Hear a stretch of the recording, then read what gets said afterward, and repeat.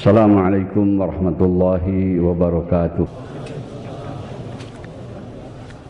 Alhamdulillah, nahmaduhu wa nasta'inuhu wa nastaghfiruh wa na'udzu billahi min syururi anfusina wa min sayyiati a'malina.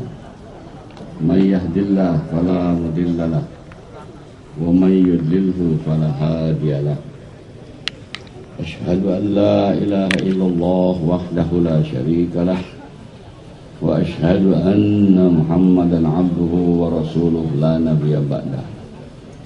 Allahumma shalli wa sallim wa barik ala rasulil karim wa ala alihi wa sahbihi ajma'in. Qala Allah ta'ala fil Qur'anil karim ba'da a'udzu billahi minasy syaithanir rajim. Ya ayuhan nasu budu rabbakumul ladzi khalaqakum wal ladzina min qablikum la'allakum tattaqun. Shadaqallahul adzim. Para bapak, saudara-saudara, hadirin kaum muslimin yang mulia, Allah Subhanahu wa taala mengutus para nabi dan rasul ke permukaan bumi ini. Maksudnya adalah supaya manusia ini bahagia hidupnya, dunianya dan akhiratnya. Allah Subhanahu wa taala mengutus para nabi dan rasul ke permukaan bumi ini. Maksudnya yang utama, bagaimana supaya manusia ini bahagia hidupnya, dunia dan akhirat. Jauh daripada segala bala musibah, malapetaka, dari kesusahan. Apa yang dibawa oleh para nabi, hadirin, untuk membahagiakan manusia ini? Para nabi bukan membawa harta, bukan membawa kekayaan, bukan membawa keduniaan atau kekuasaan, tetapi yang dibawa oleh para nabi seluruhnya adalah agama. Maksudnya, hanya dengan agama manusia ini akan bahagia hidupnya, dunianya dan akhiratnya.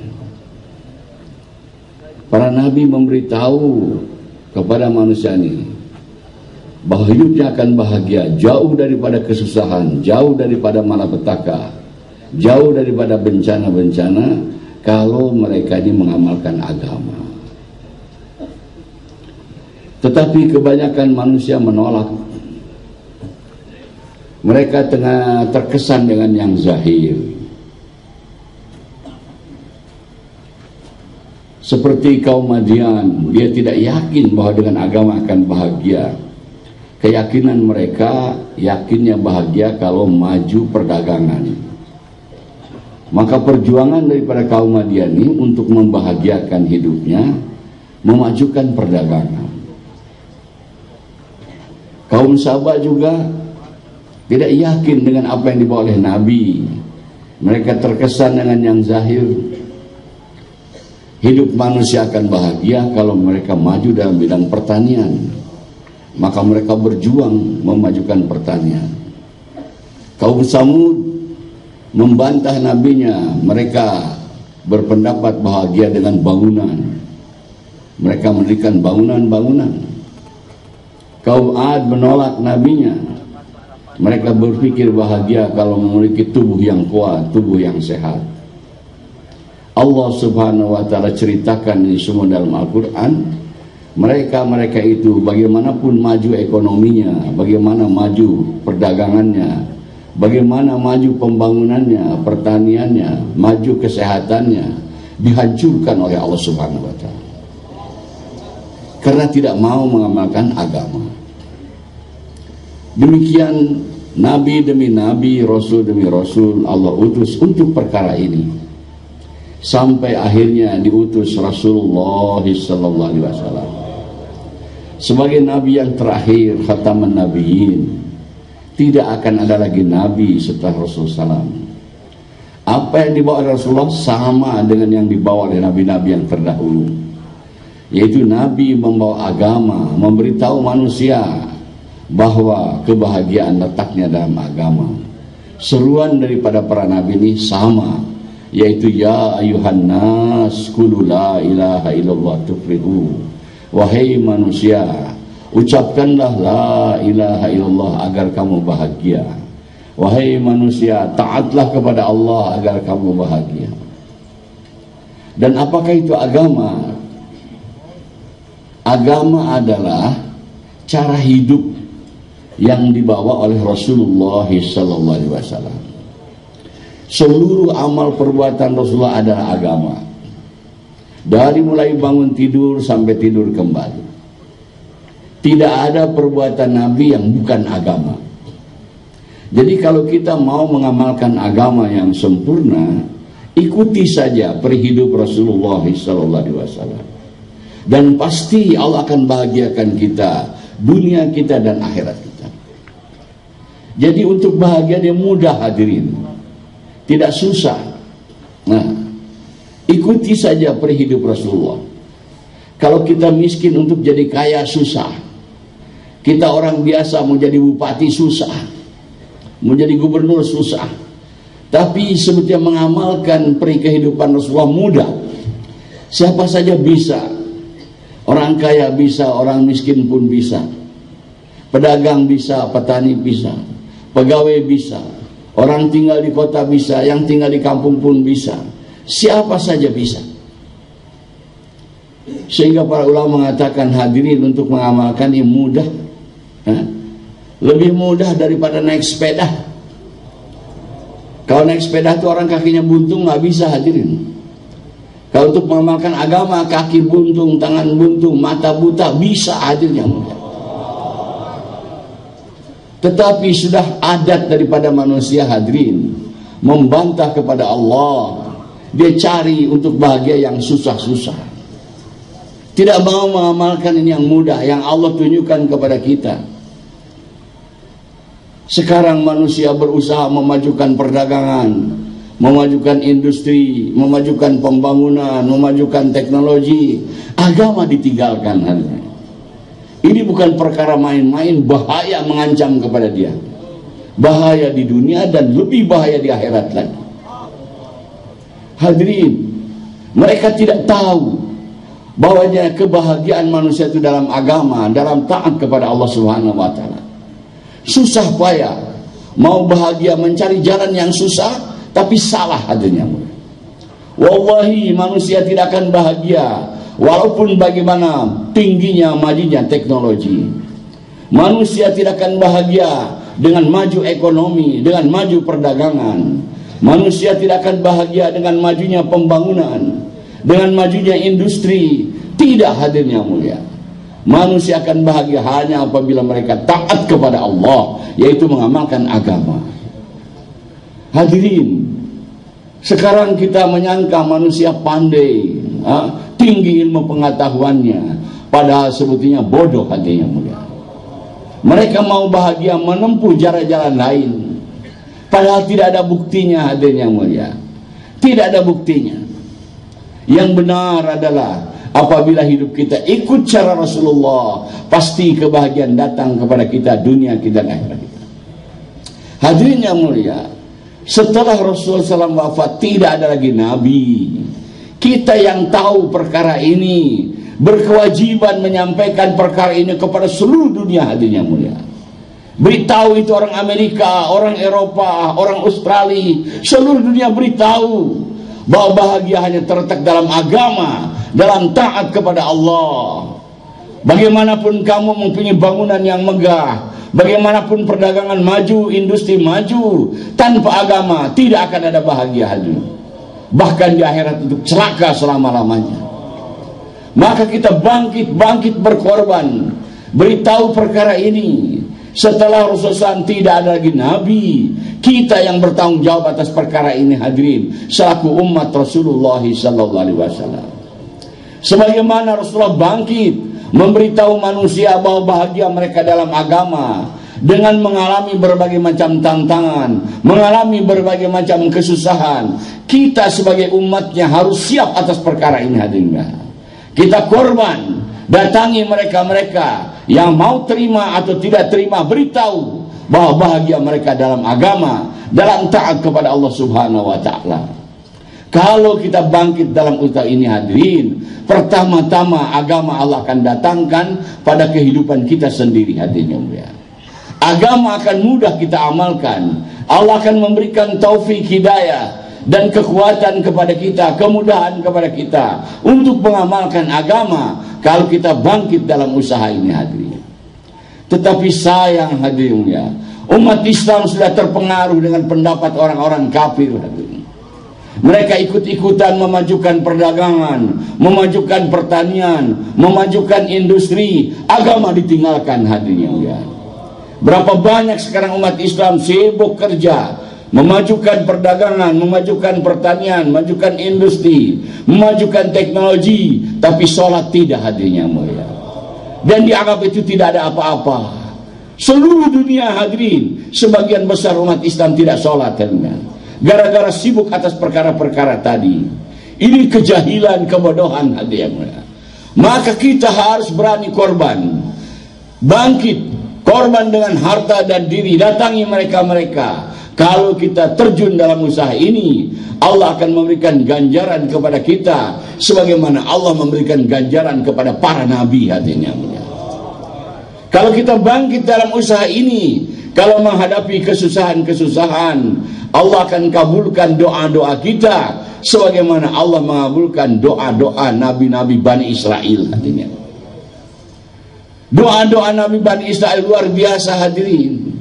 Orang mati, dia minta doa kepada dihidupkan, hidup lagi, hadirin yang mulia. Tidak ada makanan, tidak ada bahan, minta kepada Allah supaya makanan diturunkan dari langit. Allah turunkan dari langit, hadirin yang mulia. Mau nyebrang, tidak ada perahu, tidak ada kapal, Allah belah lautan untuk mereka. Hadirin, janji Allah, kalau kita terjun dalam usaha ini, mengajak manusia untuk mengamalkan agama, doa-doa kita akan dikabulkan oleh Allah Subhanahu wa taala. Para nabi menyelesaikan masalah dengan doa saja, hadirnya. Allah kabulkan. Tapi mereka usaha atas agama. Nabi Ibrahim alaihissalam usaha atas agama. Musuhnya adalah Namrud, raja yang besar, memiliki kekuasaan, ada prajurit, ada senjata, ada kekayaan, ada harta, segala macam dunia ada pada mereka. Tapi Nabi Ibrahim tidak punya apa-apa, tapi punya agama, punya Allah, ketaatan kepada Allah. Maka Allah Subhanahu wa ta'ala tolong bantu Nabi Ibrahim.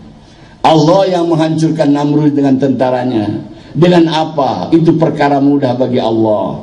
Bukan Allah turunkan malaikat, bukan Allah berikan kepada Nabi Ibrahim teknologi bikin bom. Tidak. Hanya Allah kirimkan nyamuk saja, makhluk kecil, hancur tentara Nabi semua. Allah ceritakan di Quran. Demikian juga Nabi Musa alaihissalam tidak memiliki apa-apa. Tidak ada ekonomi, tidak ada kekuasaan, tidak ada prajurit, tidak ada harta, tidak ada senjata. Tapi semua tadi dimiliki oleh Fir'aun. Kekuasaan ada, ekonomi ada, tentara ada, senjata ada. Tapi ketika berhadapan, Fir'aun mau menghancurkan Nabi Musa, Allah Subhanahu wa ta'ala selamatkan Nabi Musa menyeberang di lautan dengan Bani Israel. Dan Allah tenggelamkan Fir'aun dengan pengikut-pengikutnya. Lihat kemenangan para nabi karena pertolongan Allah disebabkan ketaatan mereka kepada Allah Subhanahu wa taala.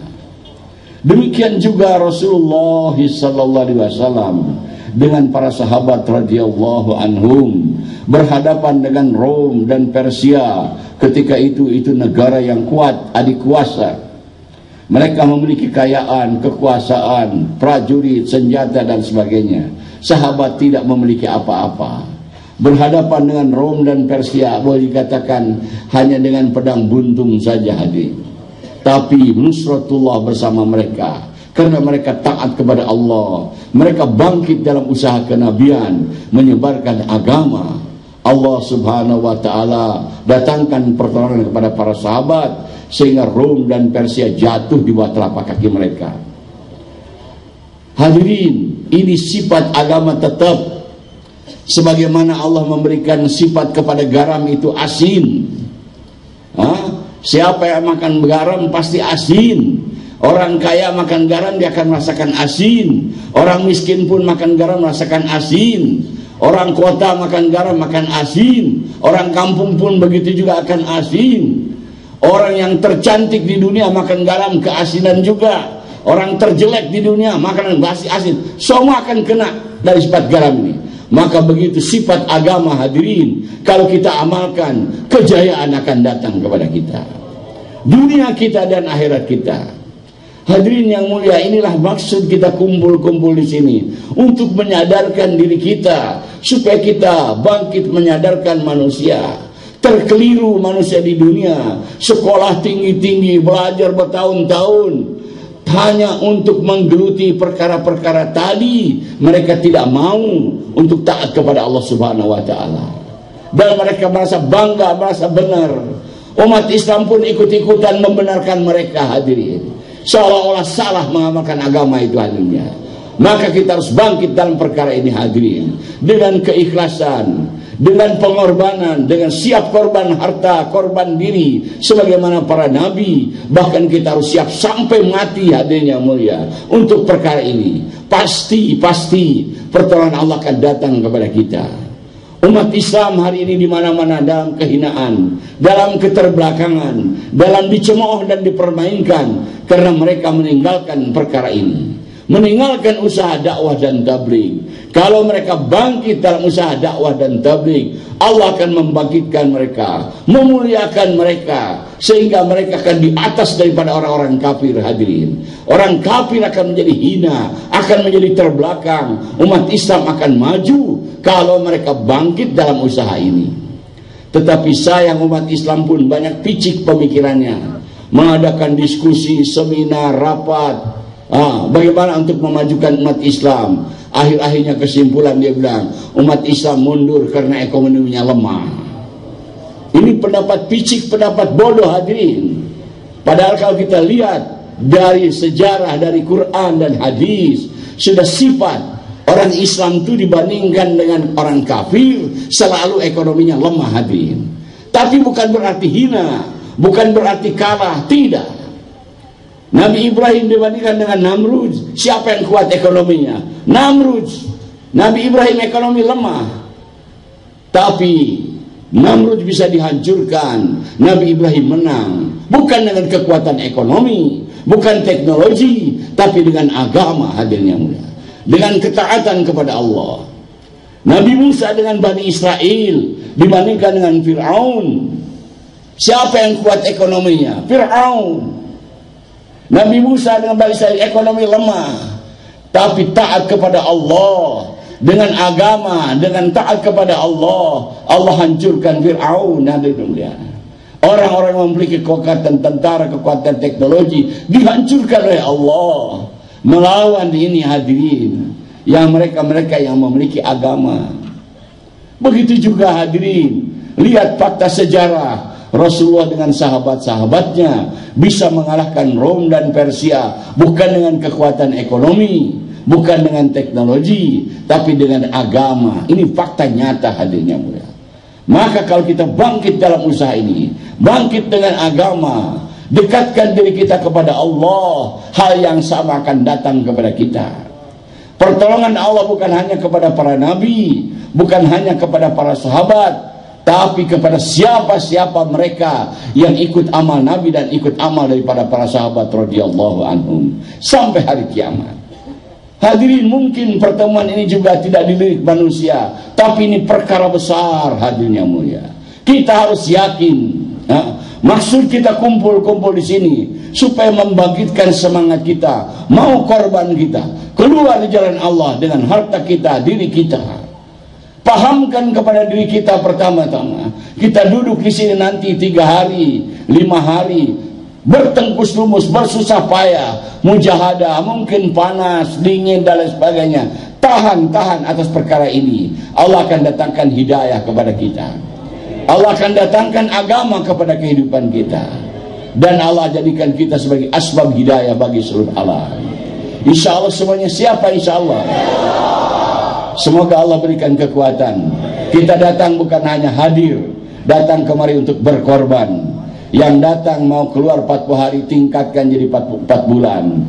Yang datang hanya untuk 3 hari, tingkatkan 40 hari. Yang datang hanya untuk hadir-hadir istimewa, korban semuanya, keluar 4 bulan, 4 hari dan sebagainya. Insyaallah siap semuanya. Semoga Allah berikan taufik hidayah. Wabillahi taufiq wal hidayah. Wassalamualaikum warahmatullahi wabarakatuh.